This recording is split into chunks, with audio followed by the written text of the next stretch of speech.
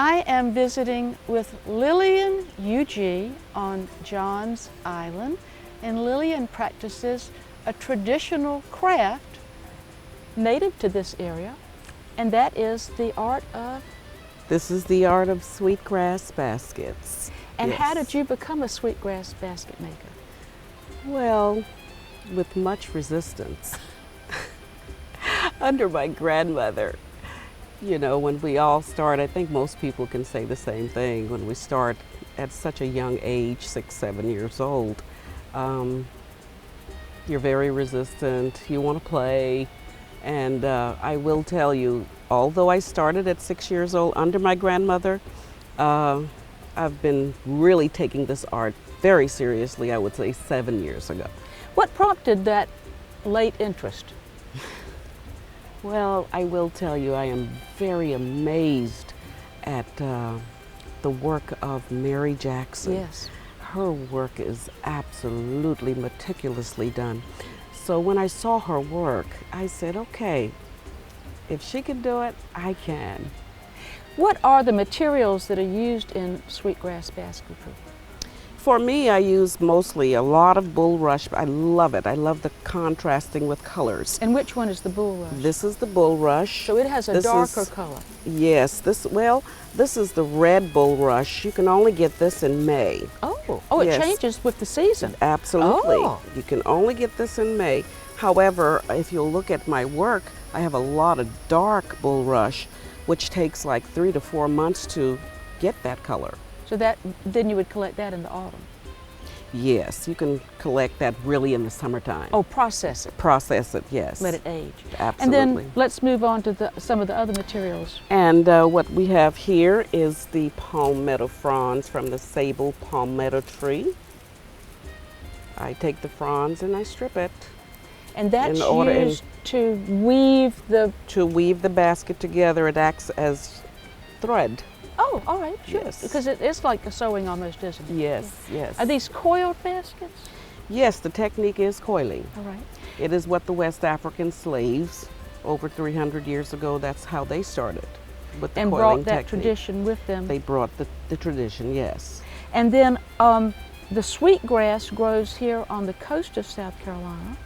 Yes, it's my understanding, I've done some reading, I mean, you probably can find it like on the coast of Georgia, any coastal area.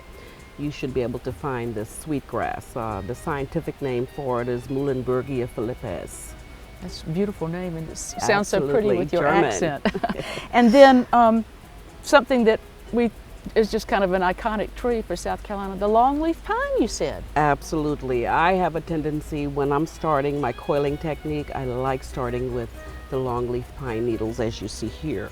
And that's very dark, and then they have a certain ability to twist, and you use them as ornamentation, I believe. Yes, yes, very flexible, but I don't like using a lot of longleaf pine needles because it tends to be very fragile. Oh. I've seen some beautiful longleaf pine needle baskets. Beautiful, but very fragile. And These last for hundreds of Hundreds of years. Mhm. you have some baskets that have an unusual material in them. Can you speak about that, please? Yes, I have a collection, a series that I call, well, I insert a bit of copper, stripped copper, and I do it very slowly, mind you. The name of the series is Once Bounded, Now Free.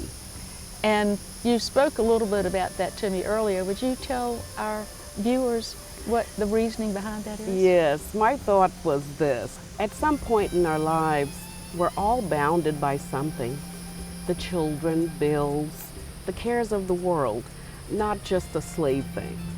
And later, and hopefully, we learn and we find the freedom.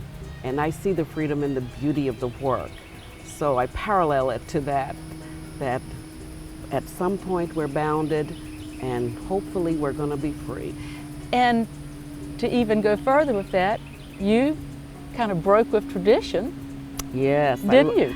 You were not bounded by tradition, and you have added a new aspect to your work. Absolutely. I love different. I love thinking out of the box. Although your work sometimes does have some different components. It's certainly been well received, and I think you've had some success in juried shows. Yes, I have actually been juried into a couple of rigorous jurying process through 2 museums, and I will be attending, and many shows that are high-end juried shows. Traditionally, the basketry families were on Highway 17 out of Yes. Mount Pleasant, where you grew up, Yes. and I think your family had things available there, and then your grandmother was at the...